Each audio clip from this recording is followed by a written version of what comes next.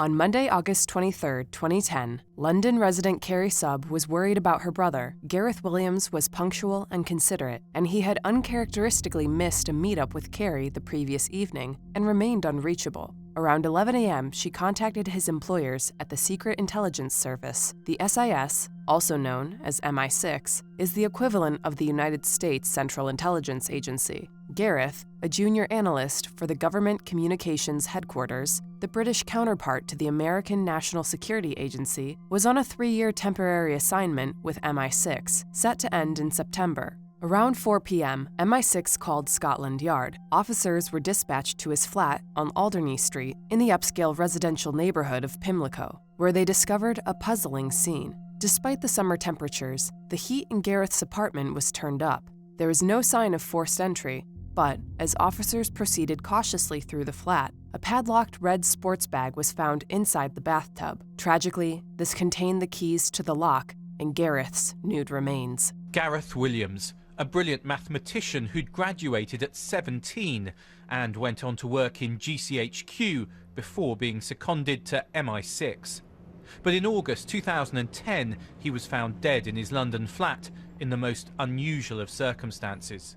The initial investigation discovered traces of DNA, but not enough to form a profile. Furthermore, Gareth's DNA was not present on the outside of the bag, the padlock, or anywhere inside the tub. An iPhone was found at the home that had been reset to factory settings right around his estimated time of death, which was thought to be a week prior on August 16th. Though coroner Dr. Fiona Wilcox believed a third party was involved, Deputy Assistant Commissioner Martin Hewitt stated that Gareth was most probably by himself when he passed away. Unfortunately, the decomposition made it difficult to tell if poison or signs of a struggle were present, and there were no traces of alcohol or common recreational drugs in his system. In 2013, Scotland Yard concluded that Gareth likely locked himself in the bag, and that his death was a dreadful accident. Once inside, it would have only taken around 3 minutes for Gareth to suffocate. However, 2 experts attempted to recreate the scene and failed over 400 times. I've tried hundreds of times to lock myself inside this bag and couldn't. Even Houdini would have struggled with this one. Someone else must have been involved. Despite this, DAC Hewitt told the press that he was satisfied with the theoretical possibility that Gareth could have locked himself in the sports bag. There are gaps in our understanding, and there are some pieces of evidence that tend you towards one theory more than another, and there are gaps that contradict that. What I'm saying is that in my view, after the further 2 years of investigation, I think it is more probable that Gareth was on his own at the time of his death. However, many questions remain about the circumstances surrounding his death. An independent forensic review was conducted in January 2021, but this concluded in November 2023 with no further answers. In the absence of information, rumors have swirled surrounding the circumstances of the spy's death. As a codebreaker and skilled mathematician, some speculate that his demise may have been related to his work with the GCHQ and MI6. He was investigating Russian money laundering, and some, including former MP Norman Baker, believe he might have been the victim of a Russian hit that was then covered up by Britain's national security forces. Another hypothesis concerns Gareth's personal life. After his death, women's clothing and shoes were discovered at his residence, though he wasn't known to have a significant other or to wear clothing from different gender identities. Browser history revealed that Gareth occasionally visited bondage websites, but not frequently enough to indicate a fixation on the topic. A former landlady in Cheltenham also discovered that she and her husband once freed his hands from his bedposts after they heard him calling for help. Gareth told them he was just trying to see if he could get free, but the couple believed his predicament stemmed from personal gratification rather than professional experimentation. Ultimately, since Gareth was a very reserved person with few friends, there isn't much we can definitively say about his proclivities. Sadly, no answers appear to be on the horizon. The Williams family continues to support coroner Fiona Wilcox's initial impressions of the case. As their lawyer Anthony O'Toole noted, "We know that there was somebody in the flat. That is beyond dispute."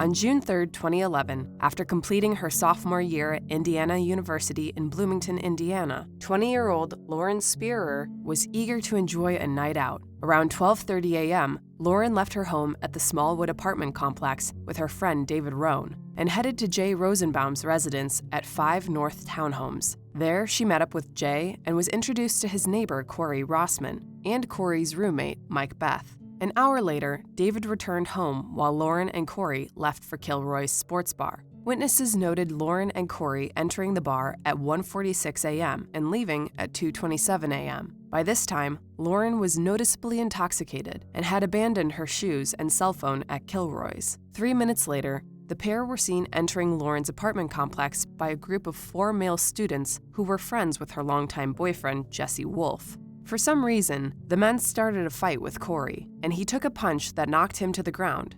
As FBI cold case agent Brad Garrett told ABC News, apparently, they don't like the way Rossman is handling Lauren. At this point, rather than proceed to her 5th-floor dwelling, Lauren and Corey decide to return to his home. At 2:51 a.m., security cameras captured the two exiting an alley where Lauren's keys and purse were later found. Soon after, Lauren stumbled, and CCTV caught an image of Lauren slumped on the curb while Corey was speaking on the phone. It later came out through journalist Sean Cohen's investigation that the call was to a 17-year-old girl in his hometown of Sharon, Massachusetts. The young woman, Brooke Bowens, claims to have no memory of the phone conversation, but her mother told Sean that Corey warned Brooke to stay off the phone since the FBI might be tapping her line. Sometime around 3 a.m., they arrived at Corey's home where he promptly vomited. His roommate Mike, seeing that Lauren was also heavily intoxicated, tried to convince her to stay on their couch. According to him, Lauren was adamant about returning home, and at 3:30 a.m., Mike called his neighbor Jay and asked him to come and take care of her. She eventually returned to Jay's apartment and used his cell phone to call David Rohn and one other unnamed friend, but neither picked up. An hour later, at 4:30 a.m., Lauren left Jay's apartment, presumably to return home. She was last sighted by Jay on the corner of 11th Street and College Avenue, barefoot and wearing a white shirt and black leggings. Several hours later, her boyfriend Jesse, who'd spent the night at home, texted her. The pair had communicated throughout the night, but he went to bed around 2:30 a.m., right around the same time Lauren left the bar without her phone. His text was answered by a bar employee, and when he failed to locate Lauren by the afternoon, Jesse reported her missing. In the early days, the search for Lauren was thorough, involving cadaver dogs, civilian volunteers, and even the FBI. Unfortunately, there was nothing substantial to point to Lauren's whereabouts, and theories began to take shape. Some believe that Lauren was roofied at Kilroy's, accounting for her high level of impairment, but those close to her have intimated that Lauren voluntarily consumed recreational drugs. Jay told the police that he had witnessed her do so on the night in question. Additionally, in 2010, 9 months before she vanished, she was charged with public intoxication and illegal consumption, and a small amount of cocaine was recovered in her room during the police searches. Lauren also had a heart condition known as long QT syndrome. This causes an irregular heartbeat that can lead to sudden cardiac arrest and could heighten the danger of consuming illicit substances. Some speculate that Lauren overdosed that night and that her friends covered it up in a panic. David, Jay, Mike, Corey, and Jesse have all submitted DNA to the Bloomington police and passed private polygraph tests. However, the 5 men also refused to receive polygraphs from the local police department, and they have all retained legal representation. Corey also claims to have no further memories of the night after sustaining the punch at Lauren's apartment complex. Others have hypothesized that Lauren could have been snatched up by a stranger, but Lauren's family believes that the answers to their daughter's final hours lie closer to home. The Spierers filed a civil lawsuit against Jay, Mike, and Corey, accusing them of negligence, but the suit was dismissed in 2014 by Judge Tanya Pratt. As she noted, unfortunately, there could be any number of theories. Without evidence to prove these, it would be impossible for a jury to determine if whatever happened to Lauren was a natural and probable consequence of her intoxication. At the time of her disappearance, Lauren had blonde hair and blue eyes. She was 4'11" and 95 pounds. If you have any information about her, please utilize the contact information on the screen.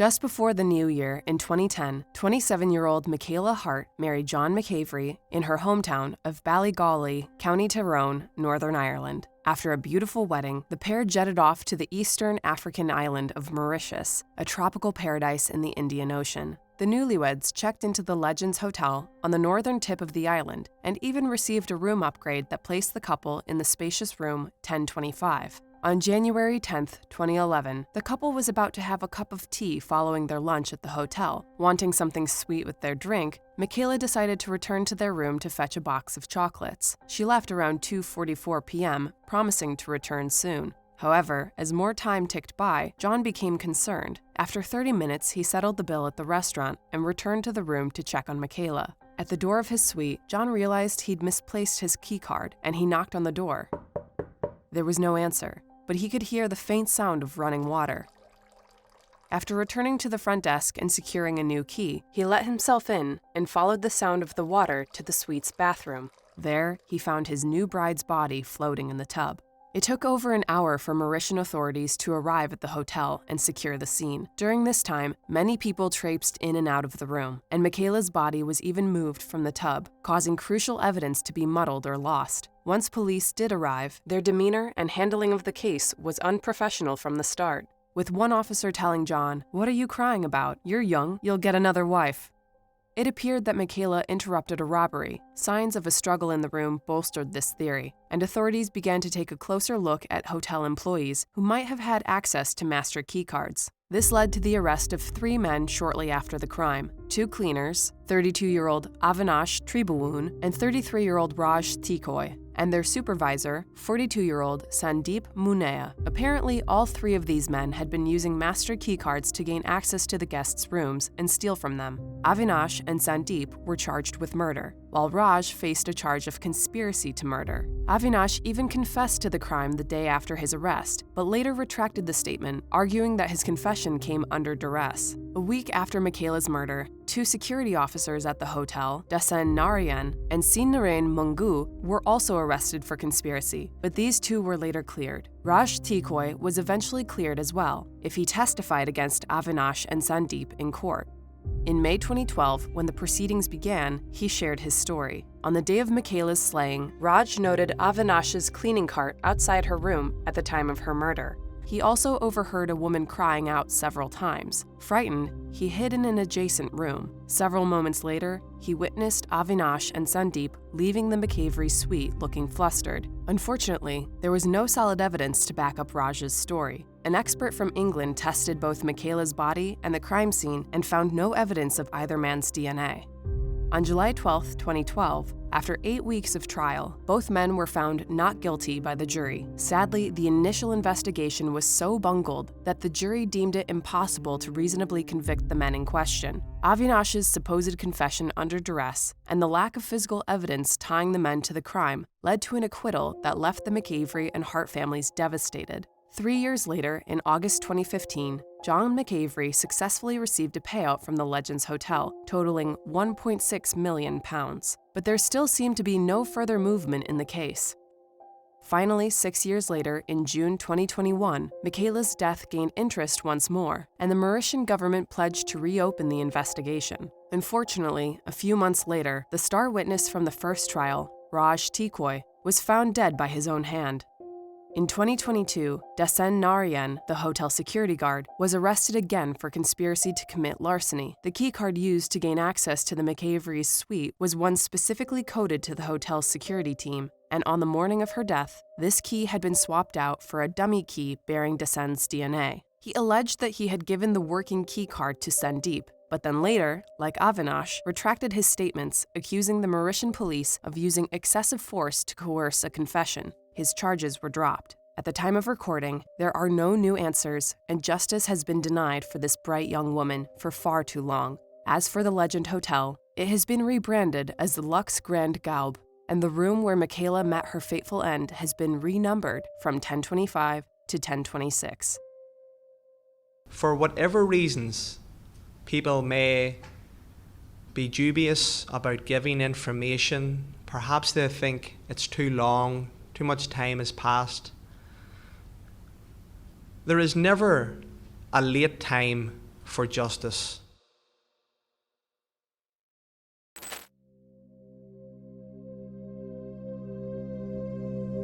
On the morning of Friday, March 19, 2004, 17-year-old Brianna Matland finished the final exam needed to earn her GED. To celebrate, her mother Kelly took her daughter out for lunch and an afternoon of shopping. While standing in the line to check out at one of the stores, Brianna abruptly left her mother to go outside. When the pair reunited in the parking lot, Brianna's mood had shifted. She seemed agitated and shaky, but Kelly didn't want to upset her further, so she left the matter alone and took her daughter to the home in Sheldon, Vermont that Brianna was currently sharing with her friend, Jillian Stout. That evening, Brianna left a note for Jillian, stating that she would be back after her shift as a dishwasher at the Black Lantern Inn in Montgomery. After clocking out around 11:20 p.m., witnesses saw Brianna getting into her green 1985 Oldsmobile sedan and drive away alone. During the afternoon of the next day, a state trooper discovered a green Oldsmobile backed into the side of an abandoned structure known by locals as the Old Dutchburn House, about a mile from the Black Lantern Inn.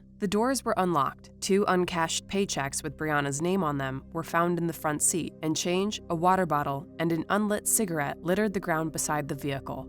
The officer proceeded to the Black Lantern Inn to try and track down Brianna, but since the restaurant was closed and he received another call, he opted instead to have the car towed. When Jillian came back to her apartment after a weekend with her parents, she discovered Brianna's note untouched. After one day with no sign of her, Jillian called Kelly on Tuesday, March 23rd. Kelly was immediately worried, and after discovering no one had seen Brianna since Friday, she promptly filed a missing persons report. 2 days later, on Thursday, March 25th, Kelly and her husband Bruce went to the St. Albans Police Department to give them photos of their daughter. At this time, they discovered law enforcement had her car in custody and grew irritated. It was registered under Kelly's name, and they should have been notified as soon as the vehicle was found. But instead, it sat unclaimed in a local garage for days, wasting precious time. Several passing motorists recalled seeing the Oldsmobile at the Old Dutchburn House between 11:30 p.m. and 12:30 a.m. the night Brianna vanished. But no one reported ever seeing a person or activity around the car.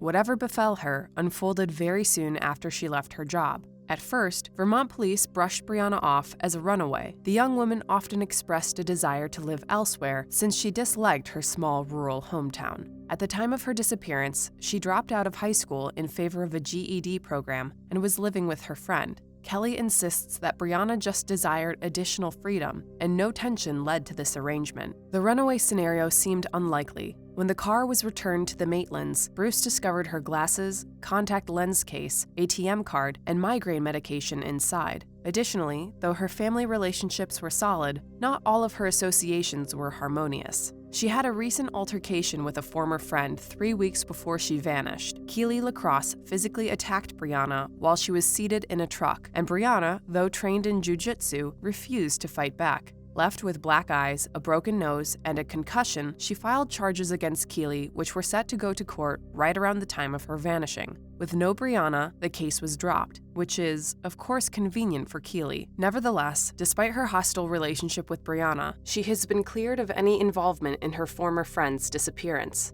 As the months wore on, various tips trickled in that insinuated Brianna's involvement in the local drug scene had led to her demise. Friends noted that Brianna had begun to experiment with harder drugs, and she was an acquaintance of New York drug dealers Ramon Ryans and Nathaniel Jackson. An unnamed older woman claimed that Brianna was murdered by Ramon in an argument between the two after she lent him money for drugs. A friend of Brianna's, Katie Manning, told WPTZ News that she believes Brianna is dead because of some kind of money and drug mix-up. As she stated, she owed the wrong person money for the wrong thing. That person was in her car that night.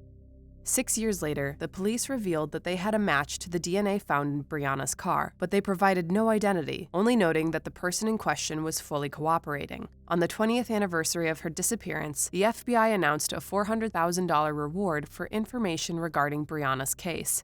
She would now be in her late 30s. At the time of her disappearance, she was 5'4" and 105 pounds. She is a white female with brown hair and hazel eyes. If you have any information on Brianna's case, please contact the number on the screen.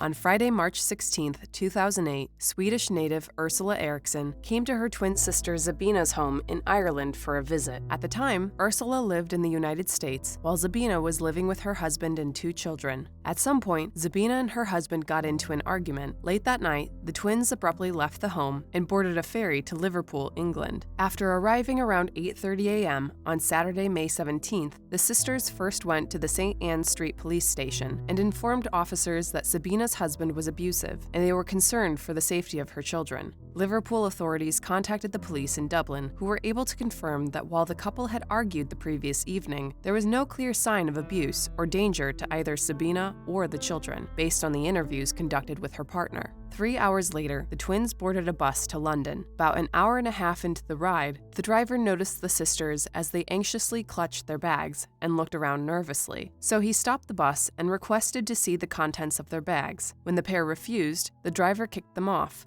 leaving them at the Keighley Services Station on the M6 motorway, about an hour northwest of Birmingham at 1 p.m. The manager of the service station witnessed the sisters' strange behavior as they exited the bus and called the police. Officers arrived and interviewed the sisters, but allowed them to continue on their way. CCTV next sighted the sisters walking down the median of the large, multi-lane M6 motorway. The speed limit on the M6 is around 70 miles per hour, so when the sisters suddenly surged out into oncoming traffic, drivers had little time to react. Zabina jumped into the road first and was struck by a car. Ursula followed but managed to avoid an accident. Despite being hit by a fast-moving vehicle, Zabina stood up as if nothing had happened. Police responded to the incident, intercepting the women where they stood on the shoulder. Suddenly, out of nowhere, Ursula wrenched herself free from the officers and careened back into traffic. She was struck and then dragged by a semi-truck.